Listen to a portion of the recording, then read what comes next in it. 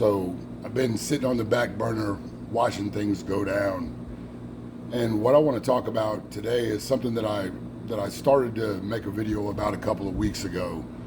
But with the turn of events that just happened this last weekend with the attempt on the former president's life, I think that this actually is divine intervention, and it gives me more ground to stand on, and it really goes to hammer home the point that I hope to make here. I've had several people send me requests about, making a video speaking about how I felt and how Texans feel about this attempt on the president's life. I think that personally, I think that this was almost an inevitable occurrence.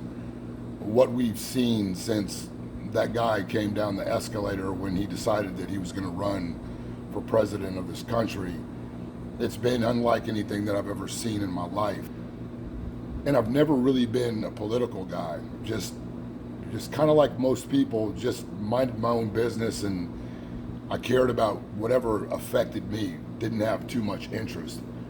But what really made my ears go up was how many people seemed to dislike him, and how many lies were being told about the man by people who I saw praising him before he decided to make that decision. And I'm always curious when this happens in any faction. When you see people flip like that, you have to wonder why.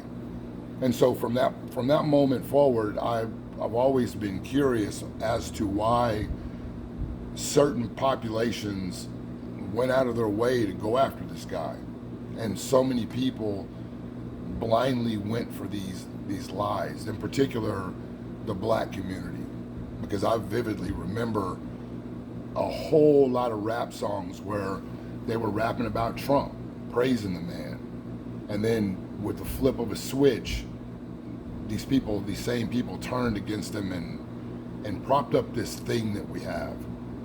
And for the last 4 years, 8 years now, they've been calling this guy, making a reference to him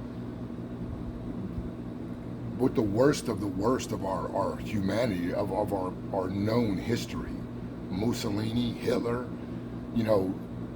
these people throw these words around, and people blindly just bite this hook and run with it, instead of asking questions, instead of looking at reality, instead of doing some research about history, learning real history, not the history that they put in the books to keep us in line with whatever agenda that they want. But once none of their other tricks, they tried to defame his name, and it didn't work. They tried to lock him up, it only made him more powerful. Now they're trying to eliminate him. It's the standard protocol for what they do to anyone who gets out of line. Anybody who steps out of that pocket, that's the blitz. That's what they do. They send all their linebackers and some safeties, and usually they get their target.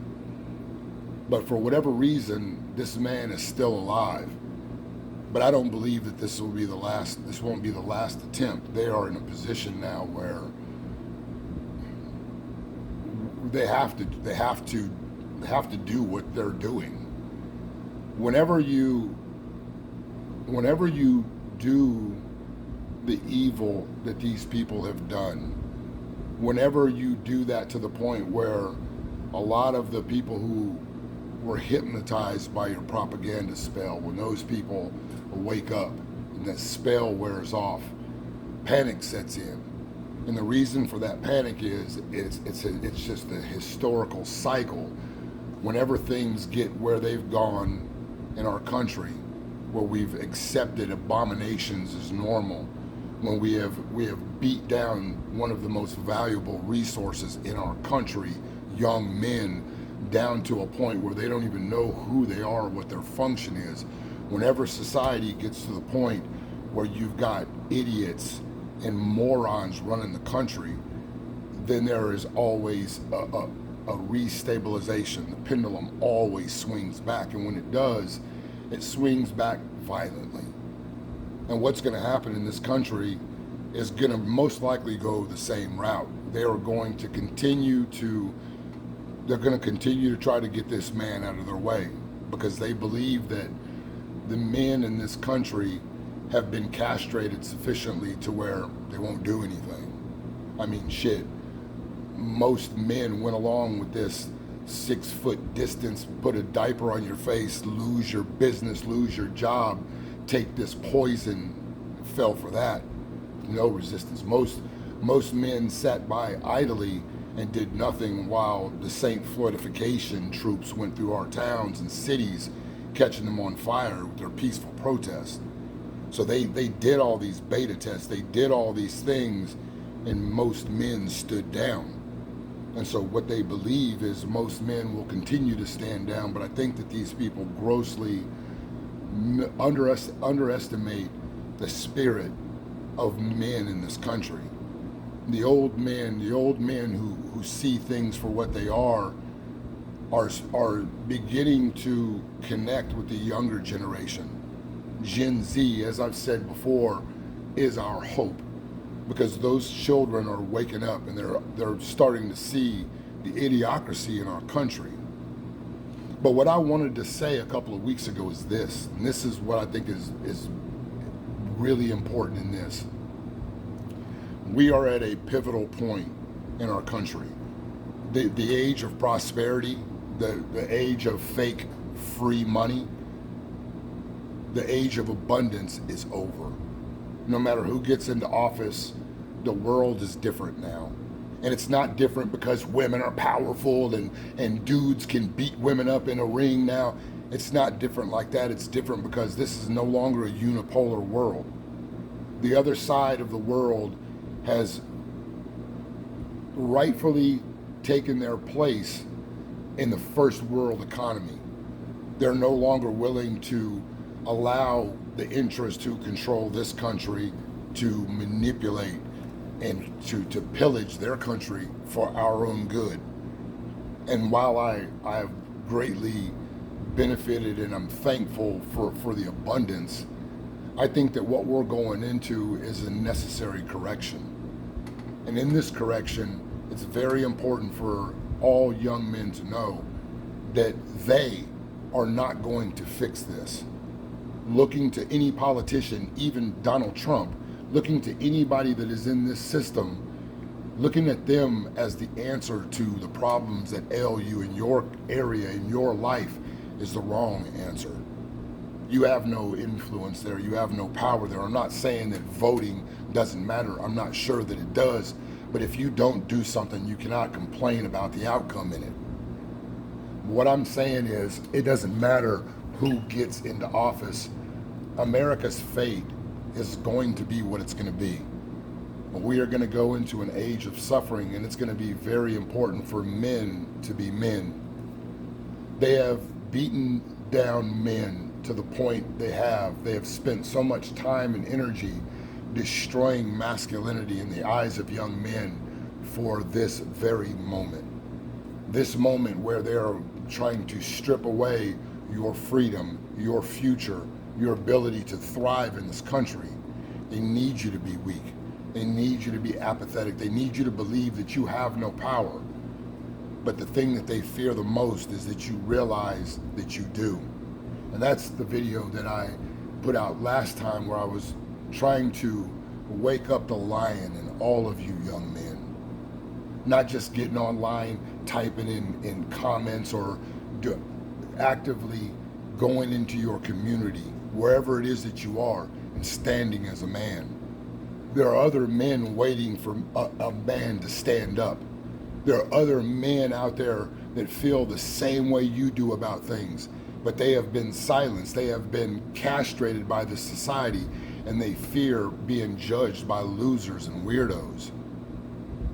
Don't be afraid of their names. Don't be afraid of them bullying you, ganging up on you, trying to make you feel like you're the one that's crazy because you think it's wrong for a dude to cut his kid's penis off because he wants to play with girl toys.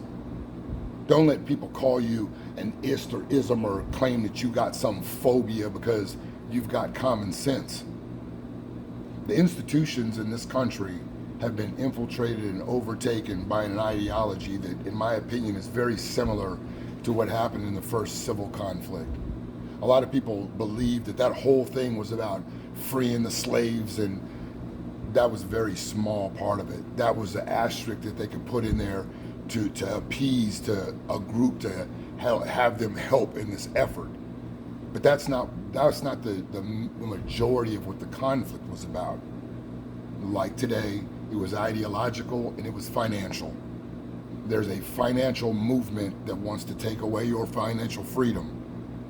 This movement, this whole package of bullshit is all meant to centralize control, to give everything away to the same people that told you to go in your house and lose your life and inject yourself with Resident Evil poison. They have done all that they've done to bring us to this moment. And now we're at a very pivotal moment where the institutions are putting out morons and idiots. Those institutions need to go away. Justifiably so, young men have walked away from college education because there's nothing but poison in there. But what's coming, you cannot be an idiot. You cannot be a loser. You cannot be a male whose only function is to consume and play games and check out society. Many people will say, what do I need to care about society for? It doesn't care about me. This is the harsh truth of life, gentlemen. Society does not have to care about you. You should care about you. You should care about you. You should care about your family. And if you don't, you have a problem that's way bigger than society. Because nobody gets to tell you and dictate how you feel about yourself. People can say whatever they want to you or about you. Whether or not you believe it is up to you. Whether or not you care what some blue-haired weirdo says to you or about you, that's up to you. But you cannot continue to be weak. You cannot continue to stay on the sidelines and wait for them to fix it. You, me, and every other man in this country are they. We are they. They work for us. They are supposed to do the will of the people. We are the people. And it's time for the young warriors that were born in this moment to wake up from their slumber and realize that you are in theater of war right now, gentlemen. The threat is at the door. Times are about to get extremely difficult. Nobody getting into the office is going to save you. No politician is going to save you. It's up to you and the men in your community to do that. It all starts with us. If the men rise up, then they, that everybody points to, will be forced to do their jobs. But what we saw with this attempt on the former president lets you know exactly what the plan is to get rid of the only man that a lot of people see as the hope for this country. My question is this: what are you going to do if they succeed? What are you going to allow this country to turn into? Who are you going to allow us to become?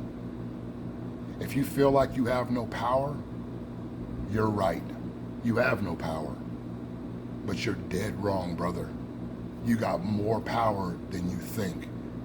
And that's precisely why they've spent billions of dollars and decades of time trying to whittle away at what it is that you were born to be. It's time to wake up. It's time to wake up. I don't know if President Trump and this coalition of people are going to take our country in the right direction. But any direction that's a different direction than where we are now, at least gives us time to prepare. It's time to wake up. It's time to stand up. The men that are standing up for our country, they need our help. It's time to engage in what you were born in this time to do. out. On the left, draw your shield. On the right, draw your sword. Ultimately, we're all dead men. Sadly, we cannot choose how, but we can decide how we meet that end in order that we are remembered as men.